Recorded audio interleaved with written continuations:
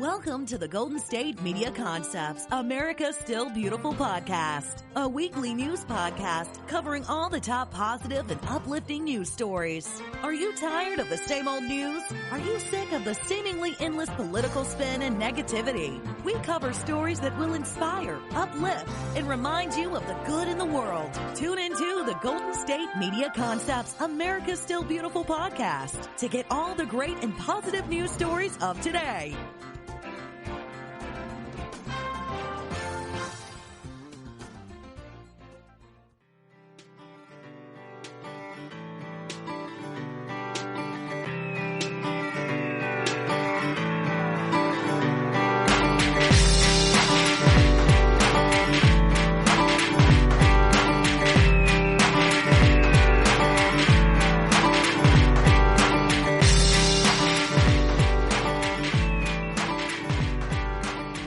Welcome to GSMC, America's Still Beautiful podcast, brought to you by the GSMC Podcast Network. I am your host, Alyssa Jo.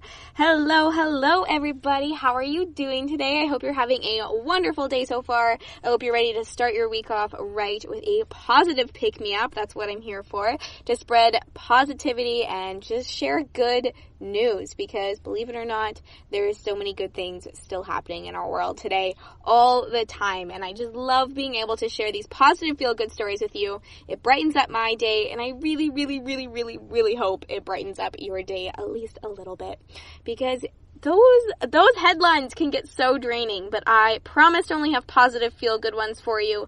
So let's just get started, because I want to start today's episode off with a little bit of a random act of kindness that I thought was super awesome. So let me share this with you.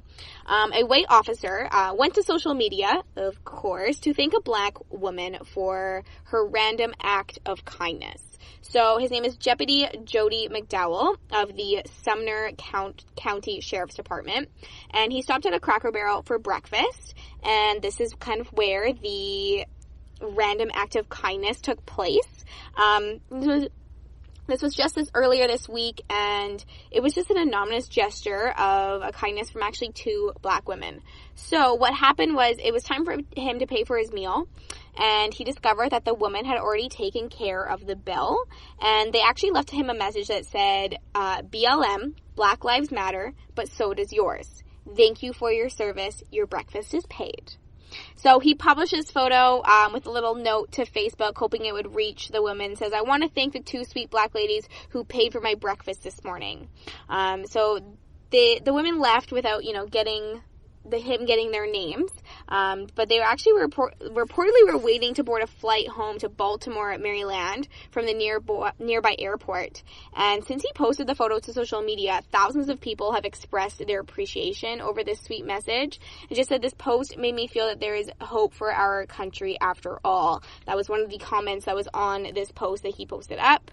And the two black ladies have been able to contact him and just connect and appreciate this. So pretty cool. I hope that kind of just, starts today's episode off right, which is a random act of kindness to share. I love reading random acts of kindness, especially during this time, and leave it to social media to, of course, lift everything up and spread as much kindness as we can with just one gesture, right? So it's pretty cool. Now, this next story I want to share with you is about an opera house that is reopening with a concert. And this concert is not performed, for people, actually. There's going to be nobody in there with a face mask or gloves, but don't worry, social distancing restrictions will definitely not be broken, I guess, because they are doing this concert performed exclusively for over 2,000 potted plants. And it comes with this very special donation as well. So yes, you heard that right. This opera house is wanting to reopen with a concert literally just for potted plants. Pretty interesting, right? Let me dive into it. It's kind of a cool reason why they're doing this. So basically this is the Spanish Opera Hall. They want to conduct a performance of this piece, and they want to just pack the house. It's actually over 2,292 potted plants will be there for this opening concert. So as government mandated shelter in place and quarantine orders saw society kind of recede into the walls of their homes, while nature has silently kind of crept into many of the places and in the cities and in the margins, which, you know, we vacated, right? So as they started pondering this, the concert organizers at the Barcelona's Opera House decided that as the country begins to reopen and the people reclaim the spaces they lost, it should be plants that receive the honor of the first performance with the Grand Catalan Concert Hall. Pretty cool, hey? So obviously no social distancing or masks will be required for the concert. It's just designed as a reflection on the strangeness of the current human condition. And that, like, you know, the opera hall, our circumstances have forced us to abstain from many of the things that make us feel most alive, the most human, which is, and you know, instead we're leaving them instead to be occupied by nature, right? So in the same way, the absence of humans has allowed plants to spring up from the ground and enjoy the sunlight on the streets and squares of mankind's greatest cities. So this concert will allow them a more generous taste of humanity is what they want. So pretty cool, right? I have to say, this concert's also going to be free on their website, 5 p.m. next Monday. Okay, so one of the conceptual artists and one of the brains behind this kind of strange idea says, at a time when an important part of humankind has shut itself up in enclosed spaces and been obliged to relinquish movement, nature has crept forward to occupy the spaces we have ceded. So, which is so right. Honestly, there's been so many more beautiful things sprouting out in between our pavement cracks, hasn't it, right? Because people have not been out and about socializing. So it says, and it has done so as its own rhythm, according to the patient biological cycle. Can we broaden our empathy and bring it to bear on other species? So let's start by using art and music and inviting nature into a great concert hall. So that's exactly what they're doing. So it's literally a string quartet of 2 violins, a viola, a cello, and they're going to finish their performance. And I think, you know, they left this joke on the article that I read, and it says, palms will certainly be pressed together in appreciation after each and every plant will be donated to a healthcare worker as a small token of appreciation. So pretty cool. Palms will definitely certainly be pressed together in appreciation, and then all the healthcare workers get a small token of appreciation from these plants that got to experience the first concert hall performance in the Opera House. I thought that was a totally unique story and a really cool way to look at the beautiful things that has come from this pandemic, like the beautiful nature kind of coming through the concrete cracks and becoming more apparent in our lives. So I just thought that was a super cool way to show appreciation for nature that I've never thought of before. But speaking of appreciating nature, there has been a very rare moment of a bipartisan partnership in Capitol Hill. Democrats and Republicans in the Senate voted 73-25 to pass the Great American Outdoors Act. This is a funding bill that a lawmaker has called the single greatest conservation achievement in generations. Pretty cool, hey? So this Outdoor Act creates a fund in which not less than 50% of all revenues made from energy production on public lands from oil and gas drilling and renewables to be dedicated to finally funding over $20 billion worth of delayed maintenance projects in America's national parks and public lands. So 70% of the fund's contents will go to National Park Services for projects in America's national parks, encompassing over 400 places of historical, recreational, and scientific importance, from literally the Grand Canyon and Yellowstone, the Statue of Liberty, all these different places. Another 15% will go to the Forest Service for maintenance on public lands, and then 5% will be given to the Bureau of Indian Education, the Bureau of Land Management, and the Fish and Wildlife Service, respectively. Pretty cool, hey? So the delaying of repairs and maintenance on things like, you know, roads, bridges, restrooms, campgrounds, and visitor centers has actually been kind of increasing over the years, for years and years and years. So the new legislation would also permanently authorize the Land and Water Conservation Fund, which is the LWCF, to continue its work as the single most successful of public lands funding, which was reauthorized temporarily just last year with the passage of the Natural Resources Management Act, which you might have heard of. So if passed by the U.S. House of Representatives, the new law would reauthorize the conservation fund to the tune of $900 million every year. Pretty cool. So the LWCF, just like the Great American Outdoors Act funding, uses a portion of all monies made from the fuel and mineral extraction on public lands and offshore energy production for the purpose of conserving public land and water.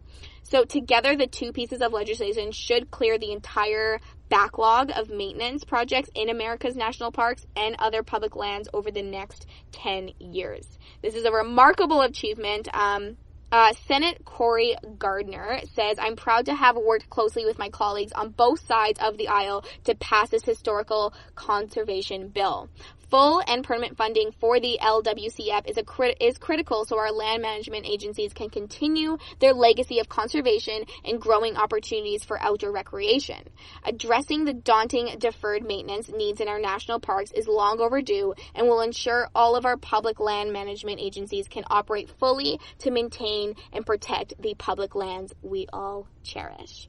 I thought this was super cool to add today. There's so many beautiful things coming within nature, and I think this might have, maybe kind of been pushed, but this is a long time coming. But I just think nature has sprung in the midst of our crazy, chaotic pandemic, and it's definitely ready to be appreciated, I think, between an opera celebration and now this cool new act being passed. It is just so exciting to see what's coming for our environment. All right, it is time for a little bit of a break, but do not go anywhere. I have so many feel-good, positive stories to share with you today, including a color-changing inks that can be printed on clothing to warn the wearer about potential health issues. Weird, right? Stay tuned. It's really interesting. I can't wait to share it with you. The GSMC Life and Happiness podcast takes you on a journey of exploration. We'll discuss tried and true methods alongside the latest trends of how to best live your life to its fullest and happiest. From psychology to meditation, science to self-help books, the GSMC Life and Happiness podcast will help you to discover what makes you happy and how you can live life being the best you possible. Download the GSMC Life and Happiness podcast on iTunes, Stitcher, SoundCloud, Google Play, or anywhere you find podcasts. Just type GSMC in the search bar.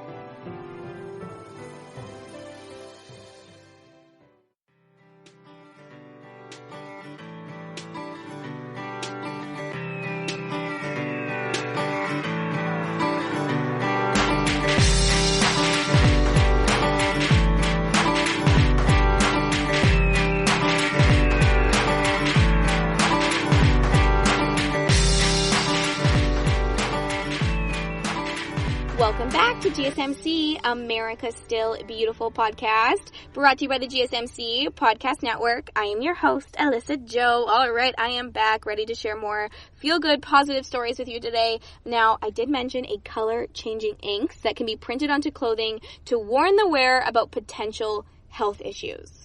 Now, how does this all work? Okay, so thanks to the recent development from Tufts University School of Engineering, we may soon be able to wear clothing that can change color in response to chemicals that are released from our bodies or detected in the air. Science, it's crazy. Okay, let me jump into this. So the biomaterial-based inks can be screen printed onto different textiles such as clothes, shoes, or even face masks in complex patterns and at a high resolution, providing a detailed map of human response or exposure. So the advance in wearable sensing, this is all reported by Advanced Materials. This could simultaneously detect and quantify a wide range of biological conditions, molecules, and possibly pathogens over the surface of the body using conventional garments and uniforms. Interesting, am I right? So the professor Fienzo Aumento, who is the corresponding author of the study, says the use of novel bioactive inks with the very common method of screen printing opens up promising opportunities for the mass production of soft, wearable fabrics with large numbers of sensors that could be applied to detect a range of conditions. The fabric can end up in uniforms for the workplace, sports clothing, or even on furniture and architectural structures. So wearable sensing devices have attracted considerable interest in monitoring human performance and health. Many devices have been invented incorporating electronics in wearable patches, wristbands, and other configurations that monitor either localized or overall psychological information, such as our heart rate or our blood glucose. So the research presented by the TREFS team takes kind of a different complementary approach. So it's non-electronic colorimetric detection of a theoretically very large number of analytes using sensing garments that can be distributed to cover very large areas, anything from a patch to the entire body and beyond. So the components that make the sensing garments possible are biologically activated silk-based inks. So the soluble silk substrate in these inks formulations can be modified by embedding various reporter molecules, as they call them, such as a pH-sensitive indicators or enzymes like lactate oxidase to indicate levels of lactate in sweat. The former could be then an indicator of skin health or dehydration, while the latter could indicate levels of fatigue of the wearer. Crazy, am I right? So many other factors of these inks can be created due to the versatility of the silk protein by modifying it with active molecules such as chemically sensitive dyes, enzymes, antibodies, and more. So the reporter molecules could be unstable on their own, and they can become shelf-stable with embedded within silk fibron in the ink formulation. So the inks are formulated for screen printing applications by combining with a thickener, which is sodium alginate, and a plasticizer, which is glycerol. The screen printable bioinks can be used like any ink developed for screen printing. And so it can be applied not just to clothing, but also to various surfaces. Wood, plastics, paper, all of this can generate patterns ranging from hundreds of microns to tens of meters. Is your mind blown, or is it just me as I feel? So the technology built upon earlier work by the same researchers developing bioactive silk inks formulated for inkjet printing to create Petri dishes, paper sensors, and laboratory gloves that it can indicate bacterial contamination by changing colors. So the author says the screen printing approach provides the equivalent of having a large multiplex arrangement of sensors covering extensive areas of your body. If worn as a garment or even as a large surfaces such as room interiors, then, the coupled with image analysis, we can obtain a high-resolution map of color reactions over a large area and gain more insight on overall psychological or environmental state. In theory, we could extend this method to track air quality or support environmental monitoring. So the fact that the method uses common printing techniques also opens up different avenues for creative applications, which is kind of exciting. So there's so many different pathways that this can take, and so much information to still kind of be figured out with this, but I thought this was such a cool and interesting base to just talk about. I'm super excited to see where this goes. Can you imagine just wearing clothing that is going to detect things like our environmental air and things that are wrong? Like it could just make a huge difference in so many different factors. So let's stay tuned for what happens next with that. But my next story is also really incredible. The California Organ Donation Charity is still on track for record despite the COVID-19 upheavals. So a leading California-based charity has just announced just this past week that it's on pace for a 15% increase in organ donations over last year's record-setting numbers. Of course, despite the COVID-19 has caused the nation's healthcare system to go a little bit chaotic. So the OneLegacy organization is the not-for-profit organ, eye, and tissue agency that serves the greater Southern California region, is the largest independent donation region in the world. So just in March, the Centers for Medicare and Medicaid Services issued guidelines that identified the transplantation as a Tier 3 high acuity surgery, do not postpone procedure. Since that time, OneLegacy has been working with its partner hospitals and transplant centers to assure the safety of donors and many recipients waiting to receive their gift of life. In 2019, OneLegacy recovered a record number of 557 organ donors that resulted in transplant of over 1,000 organs, 1,619 organs to be exact. So overall, OneLegacy's track record and growth in life-saving organ donation has resulted in its decreased donor transplant rate currently being higher than any country in the world outside of the United States. So these numbers are achieved despite OneLegacy serving a very young and healthy community whose donors' potential, as measured by community death rates, is only 75% of the U.S. average. So nationwide, last year, the United States was once again the world leader in decreased organ transplant at 109 decreased donor transplant per million population, with 11,870 deceased donors accounting for nearly 36,000 transplants. So this reflected a 10.7 increase in deceased donation over 2018, the 9th consecutive year of growth, and a 49% increase since 2010. Pretty amazing thing. So now today, some 70% of people in the United States who can donate do so. Still, the need for transplant is growing far faster than potential donors. Currently, more than 111,000 Americans are waiting to receive a life-saving heart, liver, lung, kidney, or pancreas. So while OneLegacy is seeing a record number of donations during the current pandemic, the achievement of these numbers has not been without a challenge, for sure, of course. Central among those that has been the needs of transplant centers and donor hospitals to free up ICU beds, ventilators, and staff for COVID-19 patients, all of which normally support organ donors. So as such, OneLegacy kind of made arrangements to transport organ donors to its Redlands Recovery Center, transfer donors to less impacted facilities, and or work with hospitals to recover organs more rapidly than usual in order to help free ICU beds needed to care for COVID-19 patients.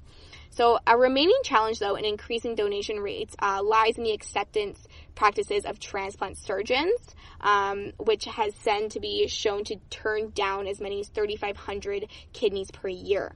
So OneLegacy is currently working with the French surgeons who identified this opportunity and have pinpointed more than 200 kidneys that U.S. programs have declined and wasted while they wait for the quote-unquote perfect kidney. So OneLegacy doesn't transplant organs, so we can solve this problem alone. But with help from the French teams and our local transplant centers and teams, we hope to save hundreds more lives each year. So this is kind of an encouragement every Southern California to choose to register to be an organ donor at the DMV. And you can go to Donate Life California website to explore the option of being a living donor for a family member or a friend. So go check that out if you want to be a part of it. Definitely, there's always room for more donors. We can never have enough. I just thought this was some pretty cool, exciting information. Despite the chaos of the pandemic, the numbers are still rising and increasing, and lives are still being saved. So how is that not good news? All right, it is time for another break, but don't go anywhere. I'm going to be right back sharing lots more information with you, including a story now about a charity that has dished out $1,000 checks to hundreds of teens so that they can uplift anyone they want to support. Pretty interesting story coming your way. Stay tuned. I will be right back. Tired of searching the vast jungle of podcasts? Now listen close and hear this out. There's a podcast network that covers just about everything that you've been searching. Hey! The Golden State Media Concepts Podcast Network is here. Nothing less than a podcast bliss with endless hours of podcast coverage. From news, sports, music, fashion, cooking, entertainment, fantasy, football, and so much more. So stop lurking around and go straight out to the Golden State Media Concepts Podcast Network. Guaranteed to fill that podcast itch. Whatever it may be. Visit us at www.gsmcpodcast.com. Follow us on Facebook and Twitter, and download us on iTunes, SoundCloud, and Google Play.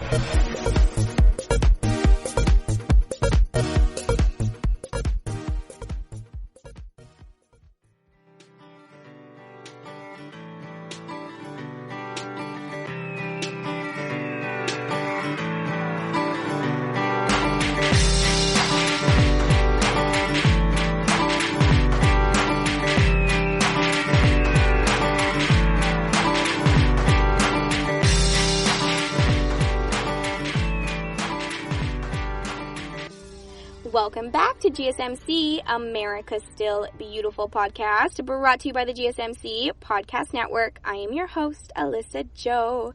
All right, let's get back to the last stretch of today's episode. I have a few more stories to share with you.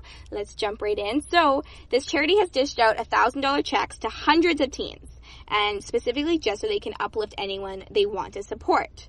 So there's a charitable foundation. It's just wanting to inspire the next generation of humanitarians by giving away $1,000 checks to teenagers, literally. So the money is not for the kids to keep, but it's just for them to give away to a friend, a loved one, a neighbor, or even a role model, a mentor, basically whoever they wish. So over the course of the last 6 years, it's called the Ving Project, V-I-N-G, and it's given away so much money to teenagers who have wanted to do something kind for a deserving person outside of their family. So to receive money from the foundation, you basically had to ask to submit a 2-minute video to the foundation explaining why they want to give money to their nominee. If the videos are accepted by the charity, then there's a $1,000 check that is sent directly to the teen so they can present it to their nominee. How cool is that? Just in the month of April alone, the VING project, which is named after the latter part of the word giving, it gave away more than $250,000 in checks to teens, which just shows how many teens are going above and beyond and spreading as much kindness and positivity as they can. So this project was founded by Liz Lefkowski. She's the wife of Groupon co-founder Eric Lefkowski. And she, in recent interviews, she said that she launched this charity with the hopes of giving teens their own special experience that they will never forget. She says those kids 10, 15 years from now, they will remember that they got to do something powerful and impactful in a crazy difficult time. So the U.S.-based teenagers, they are all between 14 and 18, are encouraged to submit their nominations to the VING Project website. So if you want to be a part of that, if you also want to go check out some videos of these teens giving away this money to their nominees, it's pretty powerful and an inspiration to watch and see. I love seeing it, so go check that out. But head over to VING Project website if you want to be a part of that. You just have to submit your video, and if you get accepted, you get that $1,000 check, and that can really change a person's life, and it can change your life just being able to give that money and give something so powerful and impactful to somebody. So go be a part of that. If that is an interest to you, I highly suggest it. Now, a couple more stories left. A black man was afraid to walk in his community, and his neighbors all came together to be next to him and to help him through this. So 75 neighbors walked with him. How incredible is that? So he is 29 years old, and he has lived in the South neighborhood of Nashville his whole life. After his family moved there 54 years ago, he is an African American, of course, and he was, confessing that he always felt uneasy walking alone in the streets. His faith in humanity was restored, though, of course, by these dozens of neighbors who walked with him in solidarity. His name is Sean Dromgoole, and he's seen this neighborhood just change dramatically from the impact of his neighbors standing next to him, which is super, super cool. So rising home values are priced out many of the black families who live there. So as they moved out to find more affordable housing, new families moved in. Most of them are white and more financially well off, kind of leaving Sean out of place in his hometown, he felt. He says, growing up in my neighborhood, I could always feel the eyes, the looks, the cars slowing down as they passed me. So along with the barrage of, different news reports of looting and protests that are raging over the George Floyd's death, some Facebook posts warnings some neighbors to watch out for suspicious black men, which was added kind of to Sean's discomfort when he saw this on Facebook, a suspicious black man. It's just all over Facebook and all these different things. Obviously, it's not going to make you feel very good. So 3 weeks ago, he decided to take to Facebook and the online community bulletin board that they have. It's called Nextdoor, and he wanted to express his fear of walking alone in his neighborhood. So this is what he wrote. He said, yesterday I wanted to walk around my neighborhood, but the fear of not returning home to my family alive kept me on my front porch. Today I wanted to walk again, and I could not make it off the porch. Then I called my mother, and she said she would walk with me. I still kept my ID on me and my phone in my hand, but I walked. Hashtag I can't breathe. Hashtag I can't sleep. Hashtag I can't walk. So he expected very little beyond a few words of encouragement from maybe some friends that he saw on Facebook. But, what happened next was just absolutely amazing and way more than he anticipated. So I guess some messages started just pouring in from friends and strangers saying that they would like to walk with him. So that's when he decided to post a time and a place, letting everyone know in case they wanted to join him on his walk. 75 people were waiting there to join him on his walk. Everyone was wearing face masks and staying socially distanced, but 75 people were waiting to be there with him. He says, I was so overwhelmed. I still can't find the words. I never wrote that post thinking people would want to walk with me. He just wanted to express his feelings, and look what happened. So he was just especially, just so awed at the whole thing kind of coming together and really transcend racial barriers. So he says everyone was in masks. So you just saw a sea of people. You couldn't even tell what color skin they had. So this was kind of a very uplifting spotlight on their common humanity that was soon, of course, local media coverage, because thanks to social media, everything blows up these days. And it just kind of got to inspire other communities in different cities around the country to do the same as well, and to walk with people that feel scared and that need that support to walk with them. So now there has been a GoFundMe campaign raising $7,000. He's booked his first flight to Philadelphia for a walk on July 4th. And his hope is to eventually organize a walk in a different city every single week. So he's actually taking email requests. If this is of interest of you, that you want to kind of be a part of this, he really wants to make this something. And you can email him as wewalkwithsean@gmail.com. And if you want to be a part of that and make that help make that happen for him, definitely shoot him an email. He's encouraging everyone to do so. You can also go on YouTube. There's videos and all these different things about Sean and what he's kind of coming together to do.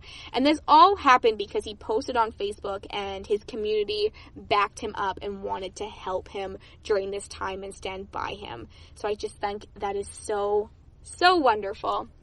Now, I have one last story for you, and it's actually about Target. So, Target has officially made coronavirus pay raise a permanent thing, and so this is now setting hourly minimum wage to $15 with extra bonuses. So, they just announced recently that they're going to keep the permanent $15 per hour. The company will give a one-time recognition bonus of $200 to its frontline store and distribution center hourly workers for their efforts during the coronavirus pandemic. And then they're also offering a new healthcare benefit that provides access to free virtual healthcare visits through the end of the year, regardless whether team members are on a Target Health insurance plan or not. The companies also announced additional extensions of a 30-day paid leave for vulnerable team members, as well as a free backed up care for family members. So pretty cool. The Target CEO, Brian Cornell, says, in the best of times, our team brings incredible energy and empathy to our work. And in harder times, they bring those qualities plus extraordinary resilience and agility to keep. Everything we aspire to do and be as a company builds on the central role our team members play. So isn't that pretty awesome? The Target was one of the first in the retail industry to offer a temporary wage increase of $2, and now has kept that increase in place for 2 months longer than originally announced. And now they are keeping it in for full time. So the new health benefit for 2020 is through the Cirrus MD app, which offers virtual healthcare visits through text, sharing images, video chats with a doctor. This platform will be available 24 hours a day, 7 days a week at no extra cost to U.S.-based team members until the end of December 2020. So you can very conveniently and safely seek medical advice at a time of heightened focus on health and well-being right now. Target will continue to waive its abstain policy and offer paid leave options for team members who are symptomatic or have a confirmed case of coronavirus or have been quarantined due to exposure. I love seeing big companies just continue to show appreciation for their workers, especially during this time. But that is all the feel-good, positive stories that I have to share with you today. Thank you so much for being here. I appreciate it so much. Like I said at the beginning, it uplifts my day, and I really, really hope it uplifts yours. So thank you for listening to GSMC, America's Still Beautiful podcast, brought to you by the GSMC Podcast Network. I am your host, Alyssa Jo. I so appreciate you being here. Please do not forget to hit that subscribe button. You won't miss when a new episode is out that way. Like and follow us us on social media. I update those regularly. And leave a 5-star review. I've mentioned this so many times, but I love reading the reviews and it helps so much. So please leave a review. I would love to engage with you and chat. And yes, I love it so much. So thank you so much for being here. Stay positive, stay healthy, and spread kindness every single chance you get. Till next time, thank you. You've been listening to the Golden State Media Concepts, America's Still Beautiful podcast, part of the GSMC Podcast Network. You can find this show and others like it at www.gsmcpodcast.com. Download our podcasts on iTunes, Stitcher, SoundCloud, Google Play, or anywhere you find podcasts. Just type in GSMC to find all of our shows. From the GSMC Podcast Network, from social media news to marketing news, and even weird news, the GSMC Podcast Network has you covered. You can also follow us on Twitter and Facebook. Thank you, and we hope you have enjoyed today's episode of the Golden State Media Concepts, America's Still Beautiful podcast.